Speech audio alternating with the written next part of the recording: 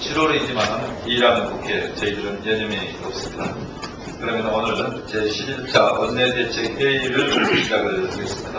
먼저 박영선 원내대표의 모두 발언이 있겠습니다.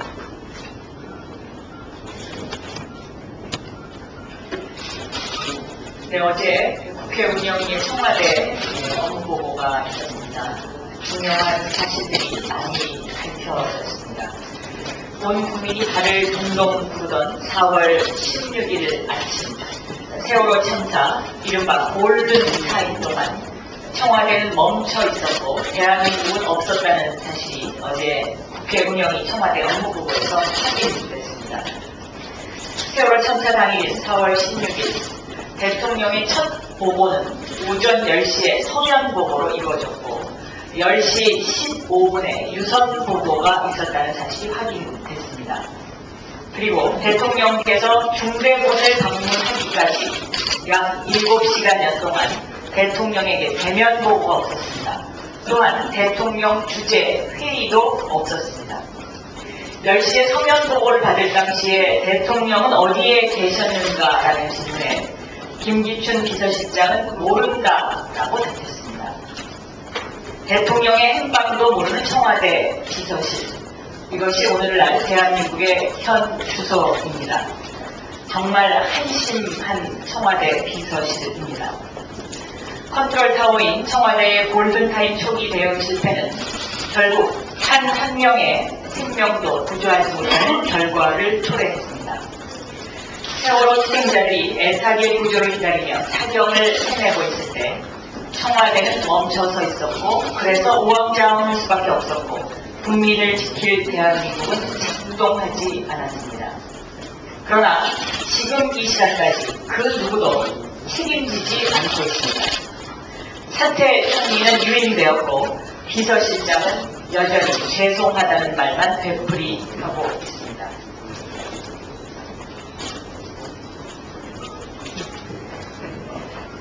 제가 두 가지의 사진을 지금 보여드리려고 합니다. 언론에서는 이 사진을 무속 촬영 현장이라고 표현을 했었거든요. 바로 이분이 박지원 대표의 이 질의의 수첩을 촬영하고 있는 그러한 사진입니다. 어제 이병기 국정원장 인사청문회에서 국정원 직원 4명이 임시 취재라는 신분증을 달고 야당 의원들의 질의서를 뒤에서 몰래 촬영하다가 발각됐습니다. 지금까지 그 어떠한 부처도 해당 부처에서 나와서 인사청문회를 촬영한 적이 없습니다. 대북 문제에 전념해야 할 국정원 댓글 사건, 간첩조작 사건, 또 NLL 사건 등으로 국민으로부터 그렇게 지탄을 받고도 아직도 국내 정치 문제에만 집착하는 모습이 이제는 애처롭고 몹시 걱정이 됩니다. 국정원은 이러한 행위를 두고도 지금까지 정식적인 사과를 받지 못하고 있습니다. 국정원의 국회 출입, 이렇게 무상으로 들어오는 국정원 직원들의 출입에 대해서도 오늘 국회 사무처에 저희 새정치민주연합이 정식으로 문제 제기를 할 예정으로 있습니다. 이 국정원의 이러한 행위는 국정원이 지금 얼마만큼 야당 의원들의 일거수일투족을 감시하고 있는지를 보여주는 한 예라고 하겠습니다. 어제 국회 운영위에서는 이른바 만만회 또는 만회상환이라는 이름으로 불려지는 비선 조직이 인사를 좌지우지하고 있다라고 해서 굉장히 관심을 모았는데 그 비선 조직의 의혹을 받고 있는 한 사람으로 알려진 이재만 청와대 총무비서관이 종종 청와대 서류를 싸들고 청와대 밖으로 나간다는 사실이 사실상 확인됐습니다. 이재만 비서관은 무슨 이유로 누구와 만나기 위해서 청와대 서류를 싸들고 밖으로 나가는지 분명히 여기에 대해서 답을 주셔야 할 것 같습니다. 이상입니다. 예, 다음은 오영곤 정책위 의장의 모두 발언이 있겠습니다.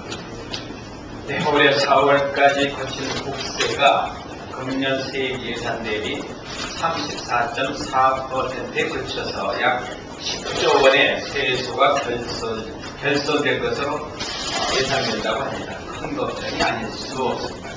이는 12조 원에 달하는 세입 결손 추경에도 불구하고 추경 대비 8조 5천억 원의 세수 결손을 시현한 지난해 4월보다도 0.6%포인트가 낮은 수준입니다. 이러다가 대한민국이 만성적인 재정 적자에 시달려 폭발적으로 증가하는 가계 부채와 국가 부채마저 늘어나 재정 파탄에 이르는 것이 아닌지 우려가 큽니다. 이와 같은 만성적인 세금 부족 사태는 박근혜 정부와 새누리당이 대기업 프렌들리 대기업 현주 감세 정책에 그 원인이 있다고 하지 않을 수 없습니다. 민주정부 10년간 평균 세입 적자 부채 발행액은 5조 6천억 원에 불과했지만 13년과 14년도에는 무려 23조 8천억 원과 27조 4천억 원에 이르는 큰 폭으로 증가했습니다. 이제 박근혜 정부와 새누리당은 대기업 편중 감세 정책의 실패를 인정하고 지난해처럼 강제 세출 부용 조치라는 비정상적인 방법이 아닌 세입 기반 확대라는 정상적인 방법으로 세입 결손에 대처를 해야 할 것입니다. 더 우려가 되는 것은 정부가 신용카드 사용하기에 대한 소득 공개를 축소하는 방안을 검토 중이다라는 보도가 있습니다. 현행 방식은 연소득의 4분의 1 이상을 신용카드로 썼을 때 초과액의 15%를 소득에서 제외해서 세금을 감면해주고 있습니다만 앞으로는 이를 10%로 줄이는 방안이 유력하다는 보도입니다. 이 방안은 지난해에도 추진하다가 국회에서 국민의 세부담이 너무 늘어난다고 해서 반대했습니다. 만약 올해 국회를 통과해서 확정된다면 2016년 초에 연말정산하는 2015년 소득부터 적용될 것 같습니다. 그러나 이것은 지금 현재 정부가 이 신용카드 소득 공개 축소에 나서는 것은 경기 침체에 따른 세수 부족 현상을 해결하기 위한 것이 아닌가 하는 생각이 들어집니다. 그러나 이것은 국민에게 미치는 영향이 너무나 큰 사안이기 때문에 신중하게 접근하지 않으면 반대의 사안이라고 생각됩니다. 우려가 큽니다. 또 하나는 정부가 지리산 문정댐 등 사업비 3조 5천억 규모의 14개 신규 댐을 건설하기 위한 본격 검토에 착수했다고 합니다. 수자원공사의 4대강 부채에 대한 국민 세금으로 이자를 변제하는 것이 검토되고 있고 아랍백길 사업 역시 천문학적 예산이 투입되고도 수익이 전무한 가운데 정부가 3조 5천억 이상의 새로운 댐 건설 사업을 추진하고 있는 것은 큰 걱정이 아닐 수 없습니다. 4대강 부채가 7조 3천억 원이라고 하지만 아랍백길 사업 역시 4대강 사업에 포함해야 하므로 1조 8천억을 포함하면 실제로는 4대강 부채가 9조 2천억에 해당합니다. 그리고 수공의 재무 현황은 여러분이 잘 아시는 바와 같이 MB 4년 만에 우량 공기업이 부채가 120%를 초과하는 불량 공기업으로 변하고 말았습니다. 이처럼 4대강 부채로 부채 비율이 급상승하고 이자 변제가 단기 순익과 맞먹는 상황에서 제2의 4대강 사업이라고 할 정도의 신규 댐을 14개나 추진하는 것은 국민적 요구에 역행하는 것으로 반드시 중단해야 할 것입니다. 마지막으로 2차 청문회에 대해서 짧게 말씀드리겠습니다. 김명수 교육부 장관 더 이상 이야기할 필요가 없습니다만 5.16 군사구태 때와 유신헌법에 대한 의견을 묻는 서면 답변서에서 온 국민이 상식적으로 다 판단하고 있고 법원에서 이미 판단이 내려진 사실에 대해서도 평가를 요구하고 있습니다. 과연 이분이 학자로서의 양심이 있는 것인지 아니면 건전한 대한민국 국민의 상식을 갖고 있는 분인지 묻지 않을 수 없습니다. 이제 청문회가 아마 내일로 예정되어 있습니다. 김명수 교육부 장관 스스로 진퇴를 결정해야 한다고 생각합니다. 이제 김명수 후보는 여러 가지로 문제입니다. 다음은 이석현 부의장의 발언이겠습니다.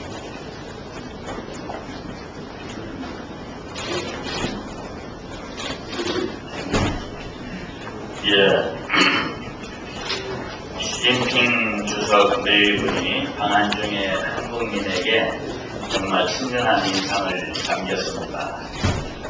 어제 주한 중국대사와 저녁 식사를 했는데 오늘 고춧가루를 사러 동대문시장에 간다고 그럽니다. 그래서 제가 왜 그러냐 했더니 평리위안 여사가 직접 한국 김치를 해보려고 하는데 지난번에 동대문시장 갔을 때는 시간이 너무 짧아서 못 샀다고 한국 고춧가루를 사서 보내달라고 하신답니다. 지난번 박 대통령의 중국 방문과 최근 시진핑 주석의 방한으로 가까워진 한중 관계를 활용해서 북한 핵 문제를 해결하고 또 한일 외교의 지렛대로 삼아서 분위기에 도움되기를 기대합니다. 내일 모레 박근혜 대통령과 여야 원내지도부 회동 관련해서 이번 만남이 세월호 참사 이후 시대에 빠져있는 국민에게 희망의 메시지가 되기를 기대합니다. 박 대통령께서는 야당의 생각을 잘 경청하셔서 어려운 정국을 풀어가는 계기가 되기를 바랍니다. 대통령도 야당도 자신의 생각만 고집하지 말고 서로 상대방을 이해하도록 힘써서 생산적인 만남이 되기를 기대합니다. 끝으로 730 재보선 앞두고 국민은 우리 당을 도와주려고 하는데 우리가 그 도움을 발로 걷어차는 건 아닌가 걱정이 됩니다.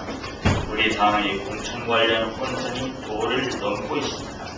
잘만 하면 이길 수 있는 선거인데 이러다가 공멸할까 우려됩니다. 우리 모두가 산당사야 할 시점이라고 강조 말씀드립니다. 이상입니다. 예, 감사합니다. 다음은 조승정 사무총장께서 인사청문 관련 발언을 하시겠습니다.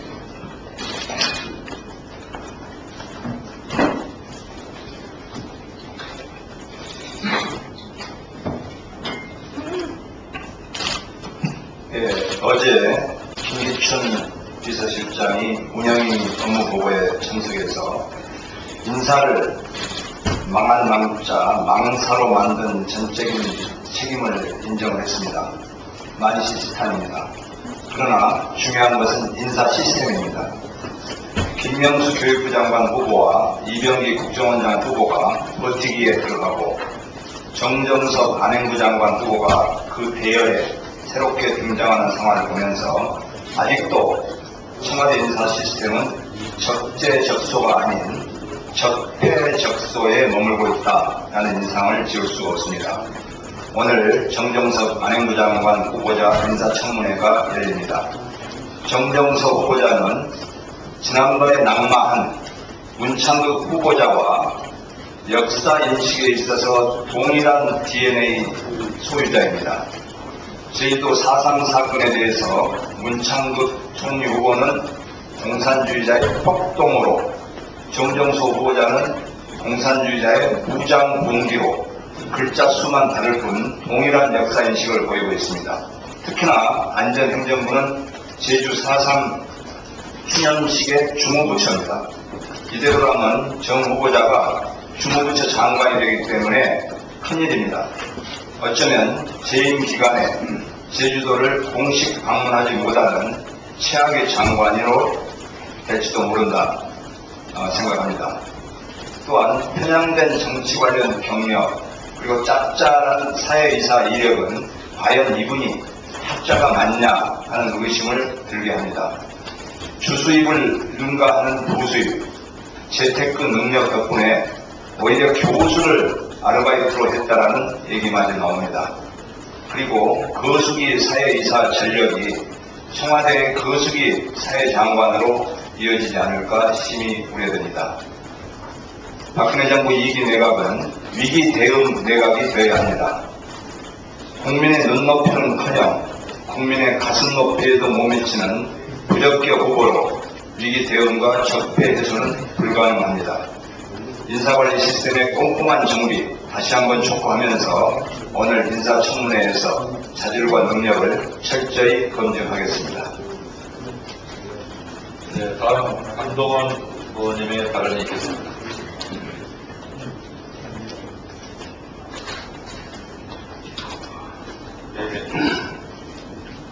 지난 10월 4일 서울을 방문한 중국의 시진핑 주석이 국회를 방문했습니다.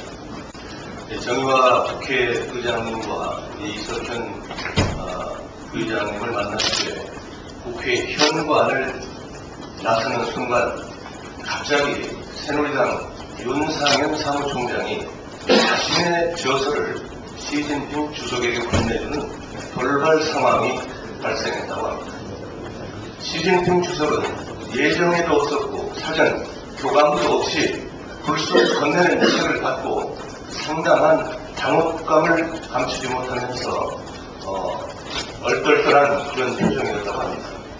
윤상현 사무총장은 지난해 11월 18일 박근혜 대통령이 국정연설을 하기 위해서 국회를 방문하셨을 때도 박근혜 대통령에게 갑자기 다가서려는 불출 행동을 함으로써 당시 정진석 국회 사무총장의 제재를 받기도 했습니다. 이런 윤상현 새누리당 사무총장의 외교적 결례는 우리나라의 국격을 떨어뜨리고 우리 국민들을 결과적으로 모욕하는 그런 결과를 가져왔습니다. 집권당 사무총장으로서 채통을 잃고 천방지축의 돌출 행동을 해서야 되겠습니까? 이러한 사실을 어제 열린 국회 운영위원회에서 시진핑 주석의 경호를 책임졌던 청와대 경호실 차장에게 물었으나 경호실 차장조차도 이 사실을 모르고 있었습니다. 대한민국의 안전망은 총체적으로 부실함이 다시 한번 드러났습니다. 새누리당은 대우박승하고 윤상현 사무총장에게 그 책임을 물어 단호한 조치를 취해야 할 것입니다. 또한 박근혜 대통령도 경호 책임을 물어서 경호실 차장에게 그 책임을 묻고 문책할 것을 요구합니다. 조금 전에 우리 박영선 원내대표님께서 말씀을 하셨지만 인사 참사에 대해서 다시 한번 말씀을 드리고자 합니다. 어제 열린 국회 운영위원회에서 김기춘 비서실장은 인사 참사에 대해서 전적으로 나에게 책임이 있다 이렇게 말씀을 했습니다. 그러면서도 또 한편으로는 만나의 비선 라인은 결코 존재하지 않는다라고 강변했습니다. 그러나 자신은 국무총리 후보자를 추천하지 않았다라고 말함으로써 사실상 비선 라인이 있었음을 시인했습니다. 문제의 핵심은 박지만, 이재만 총무비서관 그리고 정윤회의 만남회입니다. 이재만 총무비서관이 퇴근 시에 서류뭉치를 도장에 싸가지고 청와대에 밖으로 나가는 것이 목격되었다고 합니다. 그 서류뭉치는 인사청문 검증 서류이고 이 서류를 최태민 씨 사유인 정윤회에게 가지고 가서 국무총리 후보자를 낙점받았다고 하는 설이 무성합니다. 정윤회는 누굽니까? 박근혜 대통령의 숨겨진 실세 그리고 단해 비서실장으로 불리우고 있습니다. 최근에는 만회 상황 내 비선 라인이 국무총리 후보자 인선에 깊이 개입했다고 하는 보도와 설이 무성합니다. 김기춘 비서실장은 인사 참사에 대해서 자신의 책임이라고 말만 할 것이 아니라 국민의 고통을 덜어주기 위해서라도 즉각 비서실장을 사퇴하라고 촉구합니다. 이상입니다. 예, 윤상현 사무총장이 인사청문회 국회의원을 검증하자 이렇게 발언한 적이 있는데 이 본인의 불출 행동부터 검증을 받아야 될 것입니다. 다음은 박안주 의원의 발언을 듣겠습니다. 네, 앞서서 원내대표님 말씀을 하셨지만 세월호 참사에 대한 청와대 대응에 대해서 다시 한번 말씀드리도록 하겠습니다. 어제 운영위에서 청와대 업무 보고가 있었습니다. 2014년 4월 16일 세월호 사건 당일 청와대는 무엇을 했는지 모든 국민들이 궁금해합니다. 결론적으로는 청와대는 없었습니다. 사건을 처음 보고받은 것이 누구냐는 질문에 언론을 보고 파악했다고 당당히 대답했습니다. 대통령은 언제 알았느냐는 질문에 최덕화 학생이 119에 신고한 지 1시간 15분이 지난 오전 10시에 안보실장이 대면 보고도 아닌 서면 보고를 했다고 합니다. 청와대는 박근혜 대통령이 오후 5시 30분 중대본을 방문한 시점까지 무려 7차례 보고를 했는데 모두 서면과 유선으로만 보고했다고 합니다. 단 한 차례의 대면 보고도 없었다고 합니다. 정말 장관은 물론 수석들조차 대통령께 대면 보고가 어려운 것 같았습니다. 대통령 또한 배가 완전 침몰하고 구조인원은 3분의 1에 불과했는데 사망 소식이 속속 보도되고 무려 293명이 배 안에 갇혀 있었다는 사실이 지속적으로 알려지고 있었는데도 대통령이 주재하는 단 한 번의 대책 회의가 없었습니다. 오직 허둥지둥하는 청와대의 모습에 실망을 금치 못합니다. 법적 컨트롤 파워는 아니다를 주장하며 청와대는 책임을 면할 수 없습니다. 4월 16일 청와대는 없었습니다. 아니란 대처, 무난한 대처가 아이들을 살릴 수 있는 소중한 골든타임을 놓친 곳에 청와대는 자유롭지 못합니다. 세월호 참사가 대응하는 우왕좌왕하는 청와대가 한몫했다는 점을 말씀드리지 않을 수 없습니다. 이상입니다. 예, 수고하셨습니다. 다음은 민홍철 의원의 발언 듣겠습니다.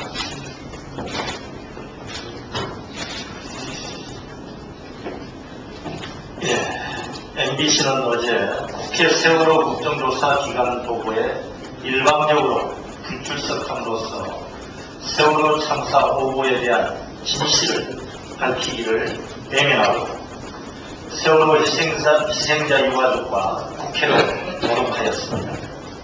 MBC는 공영방송입니다.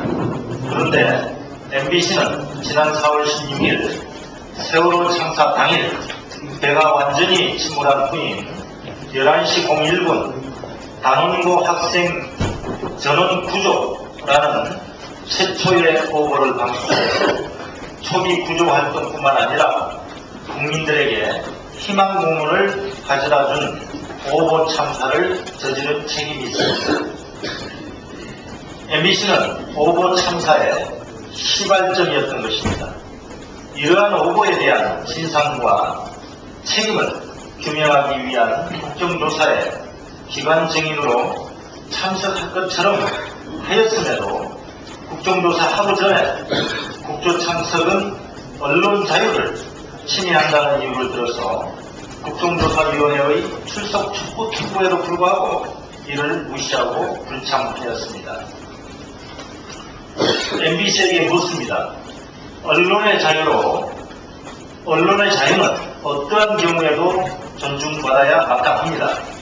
그러나 세월호 참사의 구조활동 과정과 국민들에게 혼란을 야기한 오보의 자유는 존중받을 수 없습니다. MBC가 진정한 공영방송이라면 국정조사 기관 종합보고나 세월호 청문회에 출석해서 왜 세월호 참사 관련 오보를 내서 유가족과 국민들에게 혼란을 주었는지 소상하게 밝혀주기를 다시 한번 촉구합니다. 이상입니다. 네, 수고하셨습니다. 다음 마지막으로 남편인선 의원의 발언 듣겠습니다.